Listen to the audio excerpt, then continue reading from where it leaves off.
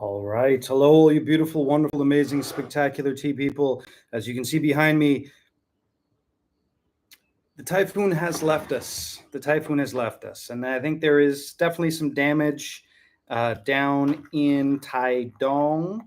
But thankfully for us here in Hualien, it was sort of a rainy day off. So, rainy day off from work and all of those different things. We spent some time as a family, and we actually took a day off, which was good. I took a day off, uh, which was I enjoyed it. I enjoyed it. It was the first day off I've taken off, full day off since we got back from our trip to Canada, and so I quite enjoyed that. I thought it was great. Anyways, what do we got today? Today we are starting to get in some of the teas that have sort of come in or been from other places that have sort of come in late in the season, or teas that are sort of like the summertime teas that were picked sort of late in June, or early in July are starting to roll in. But overall, you can imagine it's a pretty slow time period right now. Not too much is going on. What are the guys doing? What are the guys and gals in the farms? What are they doing right now? Well, it's pretty simple. They're taking care of their gardens, and they're kind of resting. Now, some of the people in the higher elevations, they're getting ready very, very soon, probably in next week. Next week. And let's hope that this weather stays. But next week, there will be the sort of the high mountain fall tea picking. So that'll be the high mountain sort of teas will be starting the fall picks. So the Pear Mountain, the Chilai fall, Jade Mountain fall, things like that. The higher elevation. So you're looking at 1,500 meters and above. Those times of the year, that's what's going to be coming for that. And the rest of the stuff, everybody else sort of in the lower elevations, they're just chilling out. They're not doing much, right? The lower elevations are just sort of like just chilling out and resting, taking care of their plants, going out and doing some weedings and various things like that. But they're really not doing much. They're really not doing much right now. Now, I haven't even introduced the teas. So what am I looking at today? I'm looking at two very, very beautiful teas. This one here, both of these teas so these two teas are the same. This was the sample that was sent, and I was blown away by the sample. It was amazing. The sample was really, really good. And then this one here is I bought a bunch of it, so this is what it's coming. I'm testing to make sure that they're the same teas, right? And so you have to do this type of stuff. You got to test and make sure that they're the same teas. Then over here, this is kind of fun because I know that there's some people out there that really, really enjoyed the original batch. But this is the Alpine White. So last year at the tea show, I got access to a really beautiful tea, but I only could get a little bit of it. And it went out in a subscription box. And so there is the Alpine White. And it was from a new to me organic farmer on Chilaishan, right? So a new to me organic farmer on Chilaishan. And he's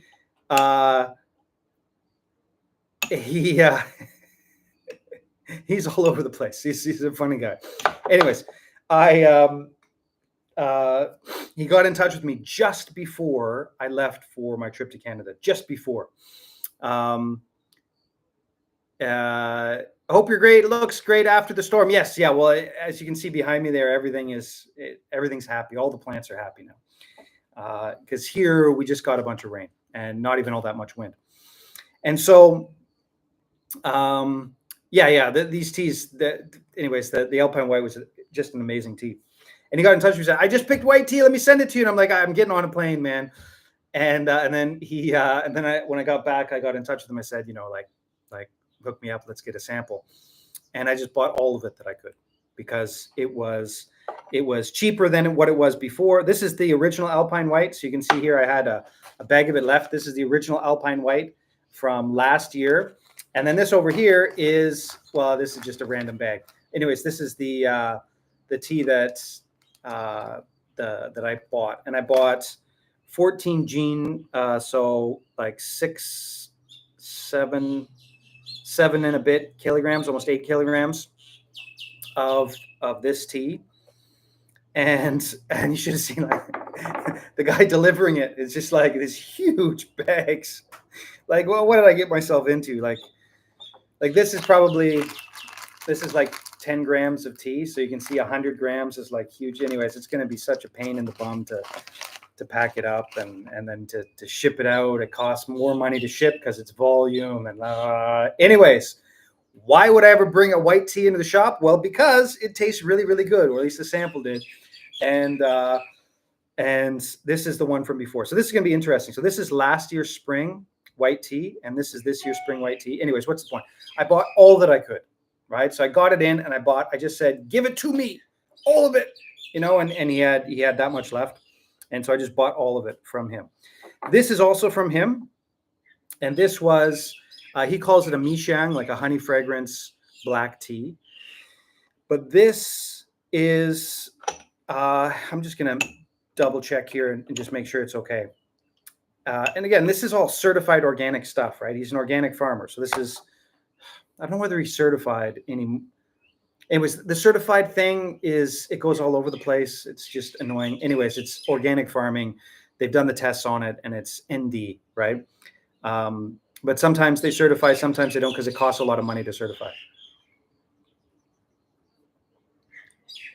But this is reminiscent of the Alishan Red, the organic Alishan Red, but for way cheaper. It's way cheaper. Remember, Alishan, you put the name Alishan on a tea, you get a 50% to 100% cost rise. You put Shilaishan on the name of a tea, and then you're like, it's cheaper. You're fine. You're good to go. And so this is because it's not as famous. And we got the same tea. What are we looking at with this tea? The floralness is gorgeous. So the floralness of this tea is just spectacular. And so you got this like a red rose floral, and there's a bit of a tartness in the background. In the back end, there's a bit of a tartness. It's from Chilaishan. It's all about the money for the organic label. Don't even get me started. It drives me crazy. Anyways, I'm not going to go on that rant right now. I will not go on the organic certified rant. Just remember, wherever you get your food, just trust the people, right? Whatever you consume into your body, remember, it turns into you. What you consume becomes you in every sense of that. Internalize that. And then, try and just put good stuff in there. It's anyway, so yeah. We're not going to go there. We're not going to go on that rant. But I've noticed just from my feed, thankfully, that there's not too many woo-woo organic-y, and again, nothing wrong with having organic farming, but it's come and gone, that sort of stuff. Anyways, and in general in Taiwan, it's really, really good. Like, I've told this story before, but there's often times when I've been in the tea shows. When I first started out, like 6 or 7 years ago, when I would go to the tea shows, I'd get sick, like violent headaches, and really, I just feel terrible, because you'd go and you'd sample all these random teas, and some of them would be good, and then you get one, and it'd just be covered in chemicals, be nasty, awful thing, and it would really like send me for a loop, right? It would send me for a loop, and it would make me quite ill. And now I can go through and do it, and that very, very rarely happens. Like, it doesn't really happen. So generally speaking, in the tea shows, the people are just using less of the horrible chemicals. Kim, introduced me to a new batch of Alpine White, and he is drinking the same farmer's version of. Oh, okay. Oh, sorry. Sorry. Okay, sorry? I didn't see you ask a question. Sorry about that. Anyways, I got a very nice message from Cam's.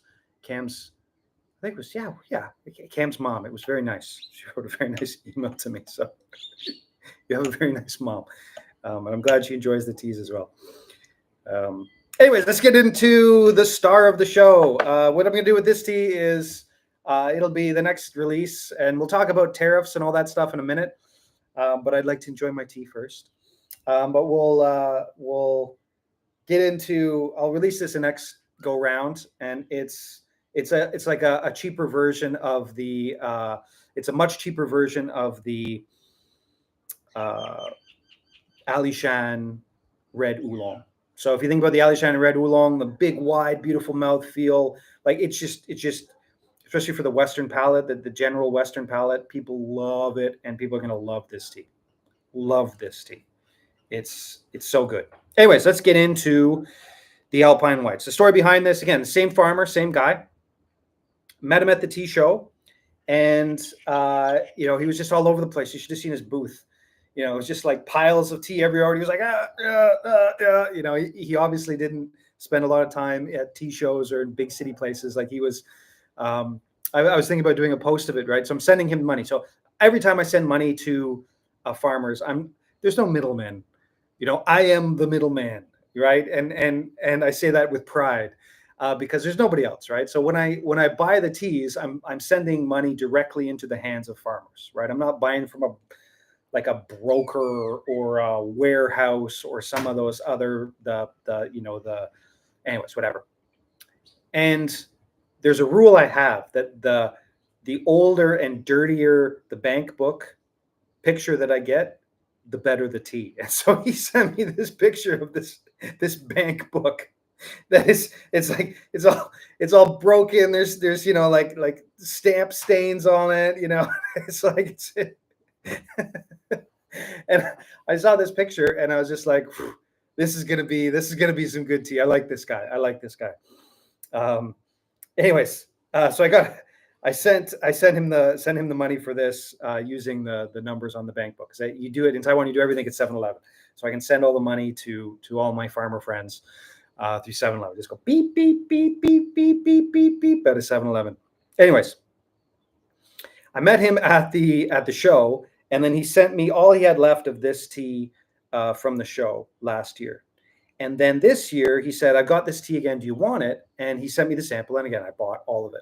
And it's not that much. Like it's like I was saying, like 7 or 8 kilograms of the tea, but it's like these huge bags.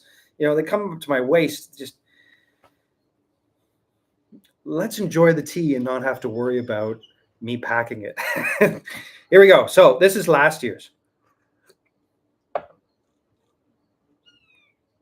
And the 1 year of age has done a huge amount to this tea.